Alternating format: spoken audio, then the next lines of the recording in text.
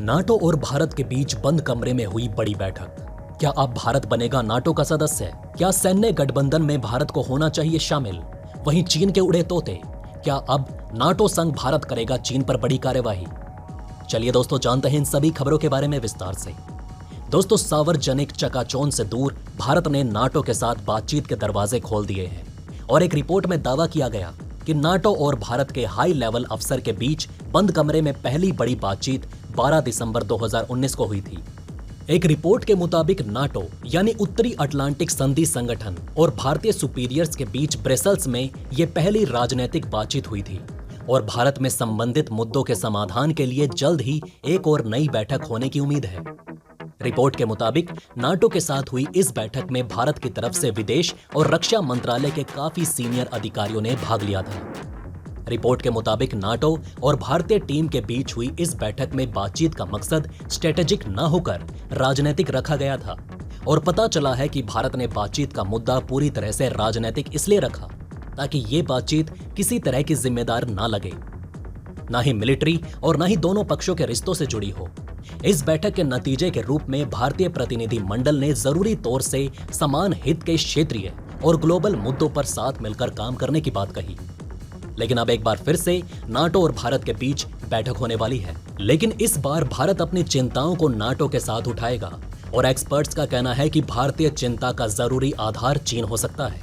Reports में कहा गया है कि नाटो चीन और पाकिस्तान दोनों के साथ द्विपक्षीय बैठक में जुड़ा रहा, लिहाजा नाटो के साथ होने वाली बैठक भारत के लिए काफी महत्वपूर्ण है। नई दिल्ली की स्ट्रेटेजिक जरूरतों में बीजिंग और इस्लामाबाद के महत्व को देखते हुए नाटो तक पहुंचने से अमेरिका और यूरोप के साथ भारत के बढ़ते जुड़ाव में एक महत्वपूर्ण आयाम जुड़ जाएगा।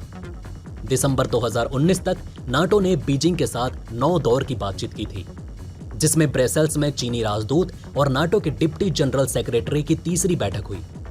वहीं नाटो का पाकिस्तान के साथ राजनीतिक बातचीत के साथ साथ सैन्य सहयोग भी रहा है।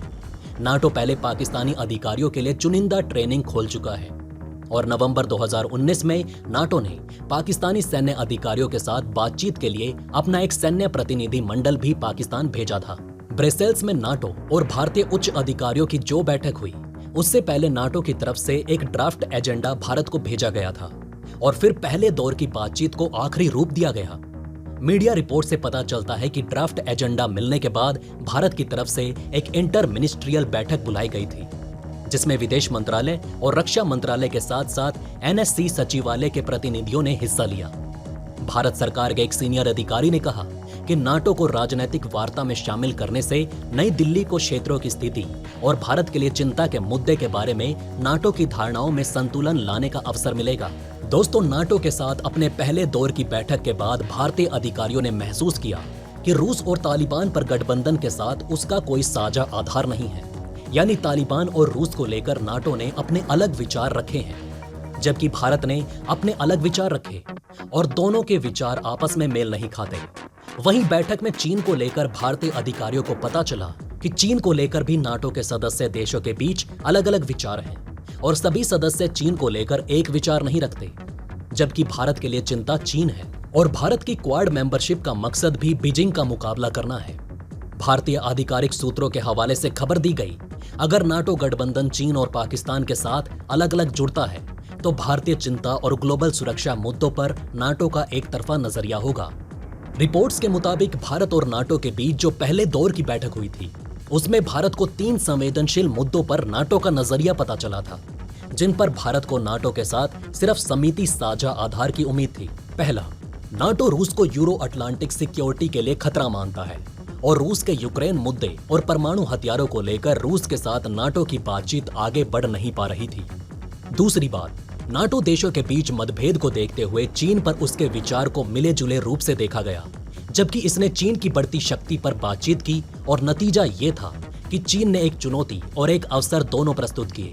और तीसरा, अफगानिस्तान में नाटो ने तालिबान को एक पॉलिटिकल यूनिट के रूप में देखा, जो भारत की स्थिति से अलग था। सितंबर 2021 में तालिबान ने अफगानिस्तान में अंतरिम सरकार का गठन कर लिया था, जिससे 2 साल पहले नाटो और भारत की बैठक हुई थी। हालांकि नाटो के साथ अपने पर्याप्त सामान्य आधार को देखते हुए भारतीय पक्ष ने समुद्री सुरक्षा को भविष्य में चर्चा के एक प्रमुख क्षेत्र के रूप में देखा था। अब सवाल उठता है कि क्या भारत को नाटो का हिस्सा बनना चाहिए। दोस्तों, अमेरिका और रूस के बीच करीब 30 सालों का एक शीत युद्ध चलता रहा और शीत युद्ध के दौरान भारत की दोस्ती अमेरिका की बजाय रूस के साथ ज्यादा रही। और शीत युद्ध के दौरान भारत ने ऐसे किसी भी गठबंधन में शामिल होने से साफ इनकार कर दिया था और इसके पीछे भारत का गुटनिरपेक्ष फॉर्मूला था। लेकिन शीत युद्ध खत्म होने के बाद साल 1989 से 91 के बीच नाटो गठबंधन में ऐसे कई देश शामिल हो गए जो गुटनिरपेक्ष गुट का भी हिस्सा थे। और इसके पीछे नाटो की सबसे बड़ी शक्ति आर्टिकल 5 है, जिसमें कहा गया कि नाटो के किसी भी सदस्य देश पर हमला गठबंधन के सभी सदस्य देशों के ऊपर हमला माना जाएगा और नाटो उस देश के खिलाफ ज्वाइंट मिलिट्री कार्यवाही करेगा। लिहाजा कई एक्सपर्ट्स का कहना है कि भारत को अब नाटो का सदस्य बन जाना चाहिए, क्योंकि अगर भारत नाटो का सदस्य बनता है तो उसे चीन और पाकिस्तान के खिलाफ एक कवच मिल जाएगा। पर दोस्तों, आपका इस बारे में क्या कहना है? क्या भारत को नाटो में शामिल होना चाहिए? हमें कमेंट करके अपनी राय जरूर बताएं। वेल दोस्तों, ये थी खबर भारत की नाटो के साथ गुपचुप मीटिंग की, जहां भारत के विचार और नाटो के विचार दोनों अपनी अपनी सुरक्षा को लेकर अलग हैं। ऐसे में अगर भारत नाटो का हिस्सा बनता भी है तो ये किसी गुलामी से कम नहीं होगा, क्योंकि तब नाटो भारत पर कई तरह के प्रतिबंध थोप सकता है। वैसे आपका इस बारे में क्या कहना है, हमें कमेंट में जरूर बताएं। वहीं अगर आप चाहते हैं कि ऐसे इन्फॉर्मेशन ज्यादा से ज्यादा लोगों तक पहुंचे तो इस वीडियो को शेयर जरूर करें। और अगर हमारी ये वीडियो आपको पसंद आई हो तो लाइक करना ना भूलिएगा। साथ ही अगर अभी तक आपने हमारे चैनल को सब्सक्राइब नहीं किया है तो प्लीज हमारे चैनल को सब्सक्राइब जरूर करें। खुश रहें, अपना ध्यान रखें। फिर मिलेंगे एक नई इन्फॉर्मेशन के साथ। तब तक के लिए जय हिंद, जय भारत।